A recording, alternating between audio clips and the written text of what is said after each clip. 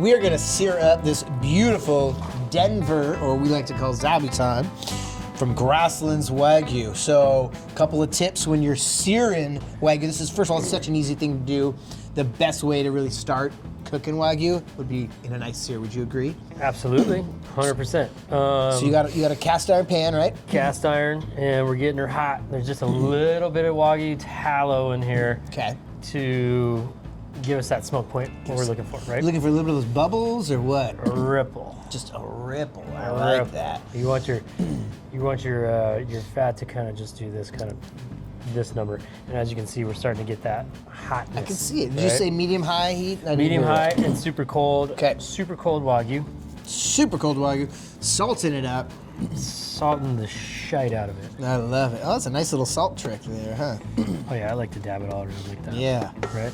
And this is a good thicker cut zap. Yeah. That's a good 1.5 inches, almost 2 inches right there. That's nice, so man. We're gonna get that going. And you can put salt, pepper, put a steak rub on there. We're just trying to taste this beef right here, this Wagyu from Oklahoma. So we're just using salt.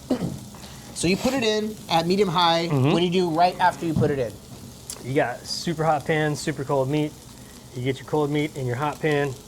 Immediately drops the temperature of your pan. You've seen this before? You've seen this? You saw the movie? I've seen it. It drops your pan down to medium heat. Yep. And then you're going to turn your fire down to medium.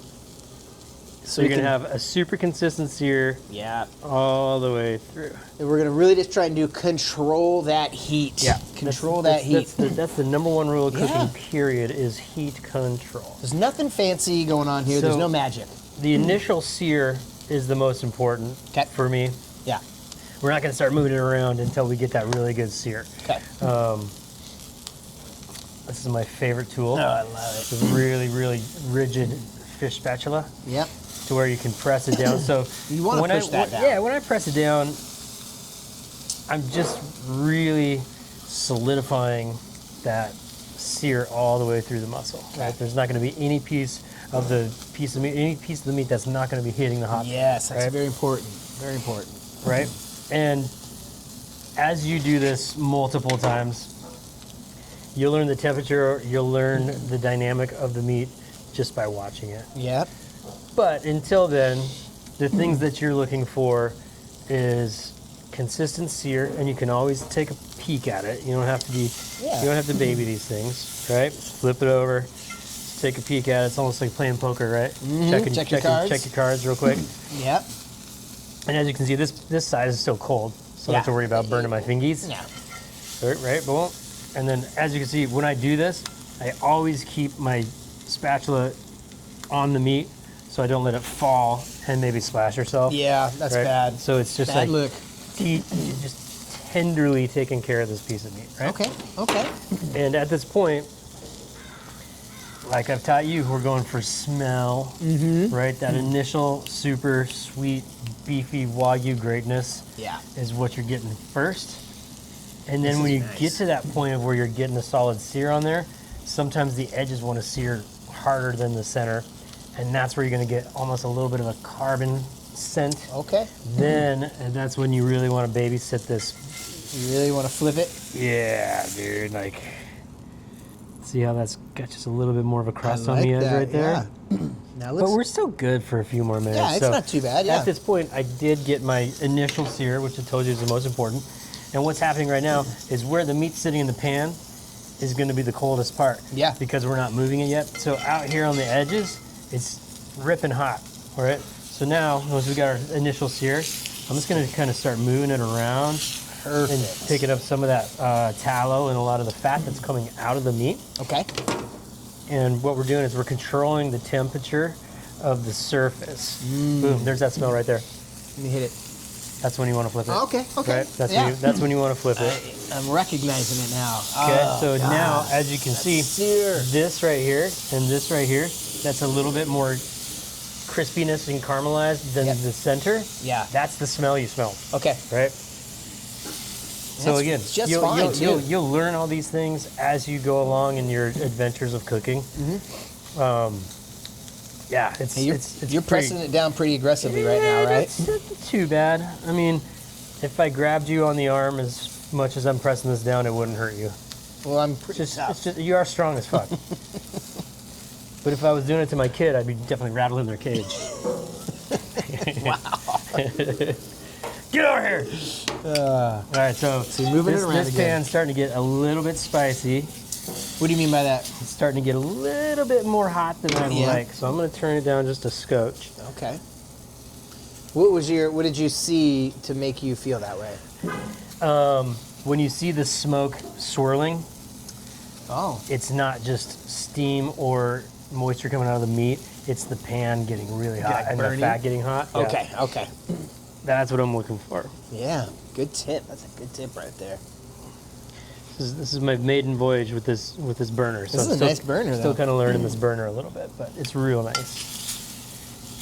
All right, so we were talking about this earlier in a different steak we were searing, Yeah. and you asked me if I ever seared the sides, Flipped it onto its side. and I'm going to on this one because this is a like a cube. This is a thicker. This is a thickie. Yeah.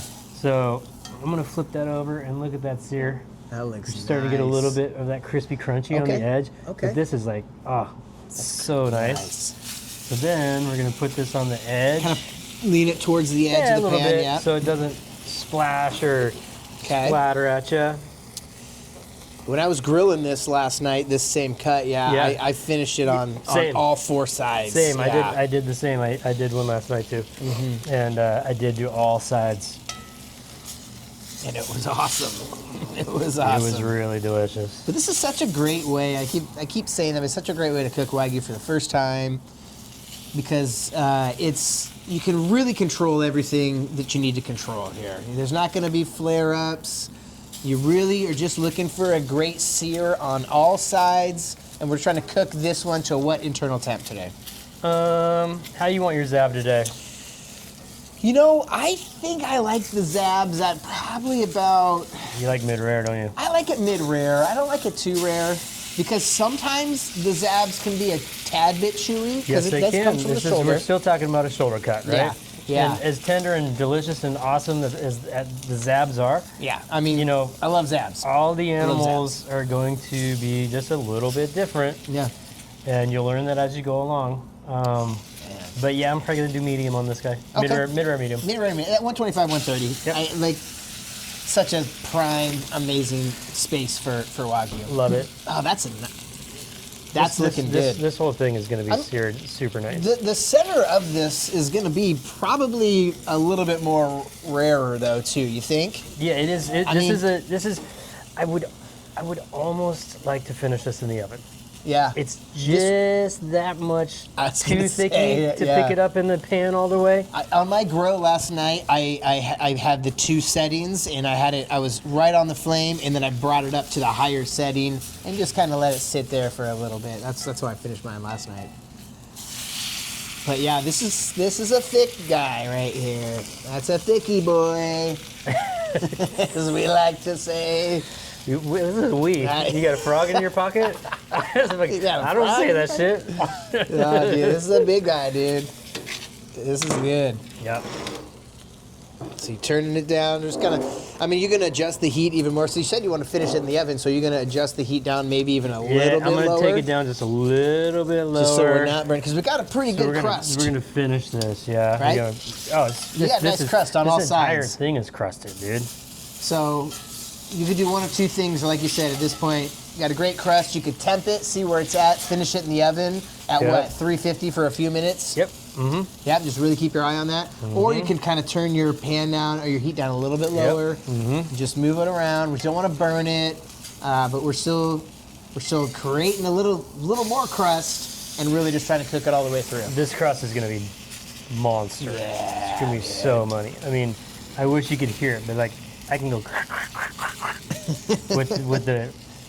Oh yeah, put your mic up there. But yeah, no, this crust is gonna be great. This is nice. Yeah, Oh my money, gosh, money. dude. What's the time on this, Jim? 9 minutes. About 9 minutes. So we've probably been cooking for about which I would say 8-ish. would be technically pretty close to being done if this were a little bit thinner cut. Yeah, it's gonna take a little bit longer. And like, we're not all professional chefs, so if I was cooking this right now, I'd be putting my thermometer in there to make sure that I'm not overcooking it, just to see where it's at. Never be afraid to do that. Even professional chefs use thermometers. Use everything. Oh, like, we're looking great. Yeah, no, we're money. So we're at about 115 right now, and we're gonna get it up to that 125. So yeah, we're gonna just move it around probably a little bit more, maybe another minute, maybe not even another minute. Yep. We're gonna go one more minute. We're gonna give it a couple more kisses. We're gonna go north, south, east, west on each side. Couple more kisses. Love that. Yeah, we all know what you mean. Nobody knows what I'm talking about. We all know what you. No, we all know. when I'm training younger cooks and we're like, say, a crispy skinned piece of fish, or like a halibut or some sort of salmon fillet, I like to cook the skin crispy, and you can watch it cook all the way through till it's like that perfect. Because here in the Pacific Northwest, we definitely eat our fish, definitely our salmon in the mediums. Okay, Sometimes mid-rare. Yeah, I like that. So you can watch it cook almost all the way through, and then what I tell people is just one little flip and a heat kiss. Yep. And then you pull it out. And then you pull it. Nice. Just like that. And we let it rest, and then we are gonna slice into this and taste this bad boy. And then we're going to Flavor I Town. can't wait, man. Flavor Country. Flavor Country. Woo, that's Zab. Oh my God. We are in for a treat. We are going to taste this Fullblood Denver, we call it Zabuton, from Grasslands. I'm super excited. We seared this bad boy up. It looks perfect. That crust looks perfect. Now, do you want to cut a Denver steak any certain way? This one particularly, I don't think so, dude. Because You're not going to go from here down? I guess you. Yeah, I guess this you don't one's have a little to. bit different because it's running a little bit this way and a little bit this way. So, yeah, let's just get you know into what? it. It's going to be Why don't- full blood. Why don't we do Beautiful. this? See, cut it in half. And now we're going to go. Oh, okay. Now you can kind of like see the different grains. Oh, man. Sear and Wagyu, so good. So easy. And you wanted this on the mid-rare side. I think so. I think that's what I asked for. That's that perfect. middle piece is. We thought the center piece, because this was a pretty thick cut, was going to be a little more rare. Wow, look at that, dude. That's fucking money. That is so good, dude. So Oklahoma Fullblood. Dude, I can't wait for this.